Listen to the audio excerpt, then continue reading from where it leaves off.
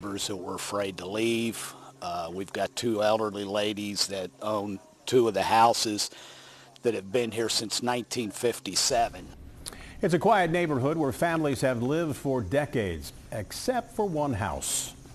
Good evening, everybody. We're mad and we're not going to take it anymore. That's pretty much what some residents on one street in Mount Washington decided.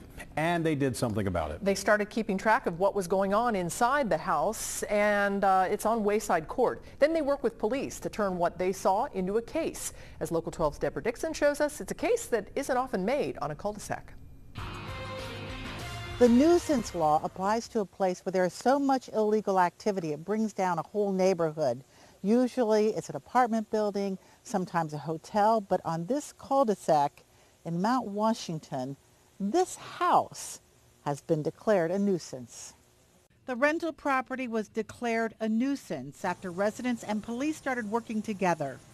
You would see cars stop here with Illinois license plates. One of the neighbors had actually started taking down license plates, numbers of vehicles that were stopping here. Police worked undercover to build cases on everything from drug sales to prostitution. 5 people living in the home now face charges, including this woman.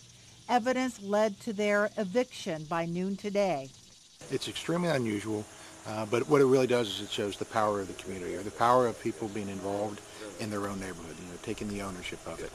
They identify where the problem is, work very cooperatively with the police, giving us good, sound information that we can act upon.